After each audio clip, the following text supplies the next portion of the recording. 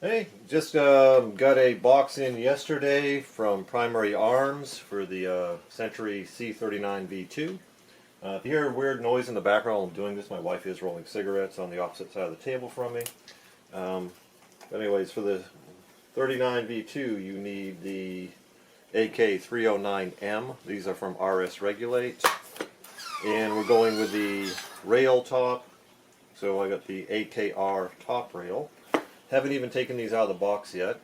Did get another toy from Primary Arms, which I've already played with a little bit, yes, for my AR-15, 22 conversion kit, but there's already about 10,000 videos out there on that. So what I'm going to do is I'm just going to unbox these, see how easy they are to put on, and we'll take this to the range this week and see how it does. Figure out how to open up the box here.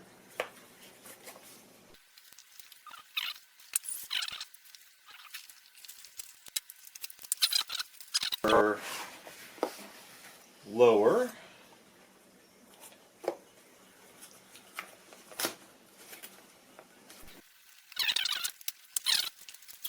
And there is our upper.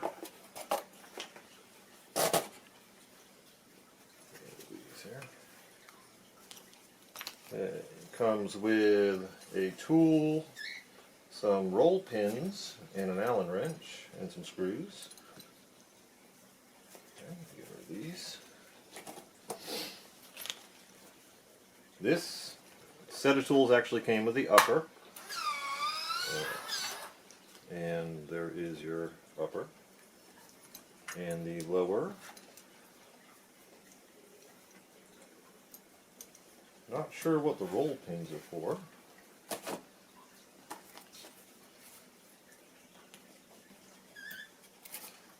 No real oh, actually yes, there is some instructions here on the lower.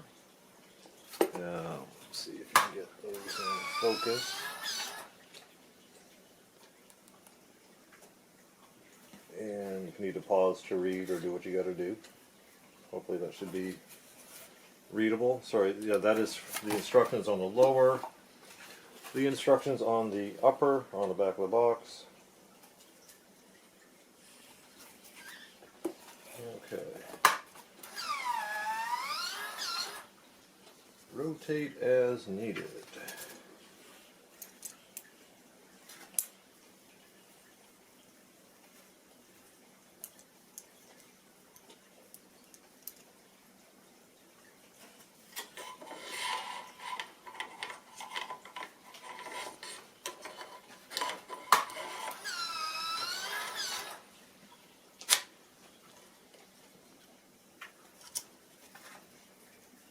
Okay, well that seems pretty freaking simple there. Alright, well, the lower's on. Basically, flip that little lever, slides in from the back.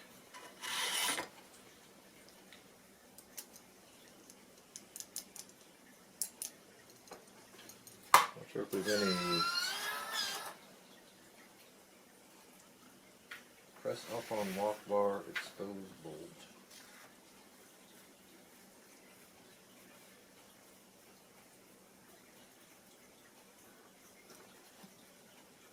As needed. Ah, okay. So there is a little spring on the bottom here. Let me see that in video. And push this in, and you can tighten it up a little bit in case you got a bit of rattle. Seem pretty solid. I'm going to go about a half turn anyways. Get a little bit tighter.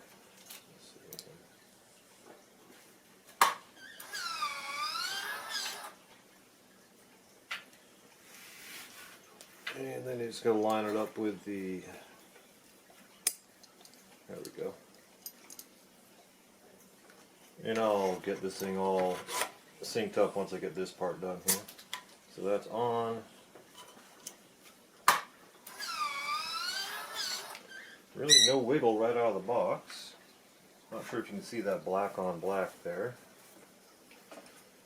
Then we got our upper mount. A little bit stiff.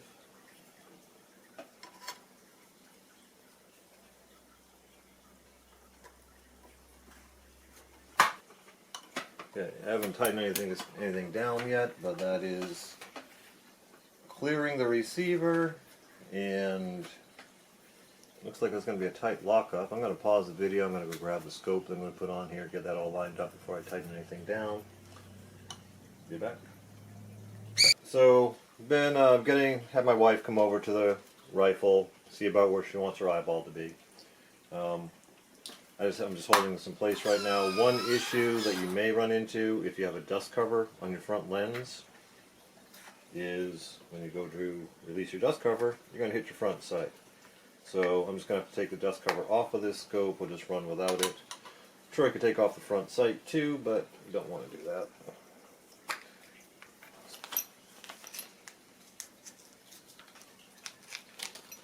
Now the roll pins are in case you wish to make sure it doesn't move. You can drill through both components and drive in a roll pin.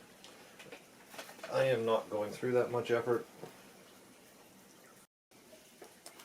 Alrighty, take two on that. I realized my arm was in the way of me putting these screws in here, so I've adjusted the camera a bit.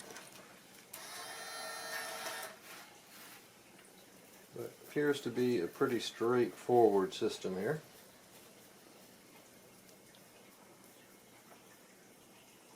Other than eyeballing, I'm not sure, and hopefully the tightness of these two rails, I'm not sure how you're supposed to make sure these things are lined up here.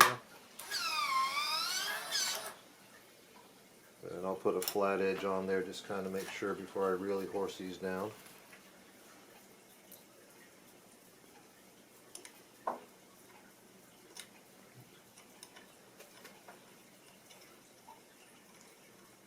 And just 4 Allen head screws to mount the two parts together.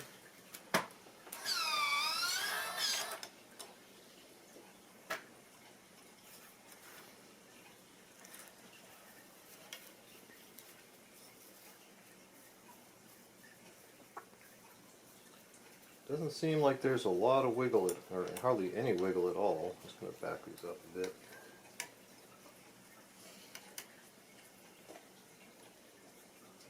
Here.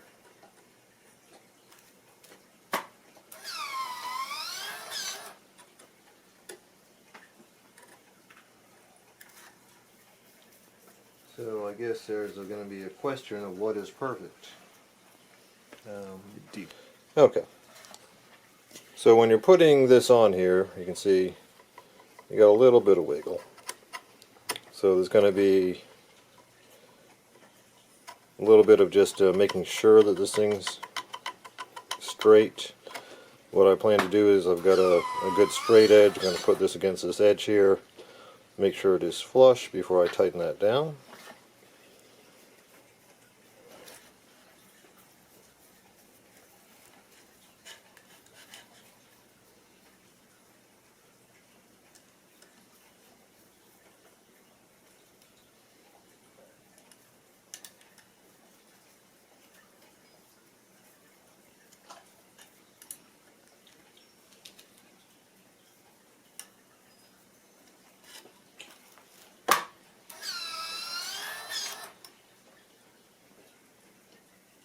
Alright, not sure if that's the official way to do it, but that should give me a nice straight edge across there. At least it'll be consistent.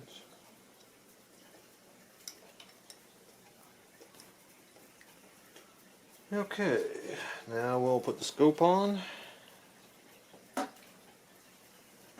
whole process is incredibly simple, so you probably don't even need an instructional video on how to do this, but I figured if I'm doing it, might as well put it on video.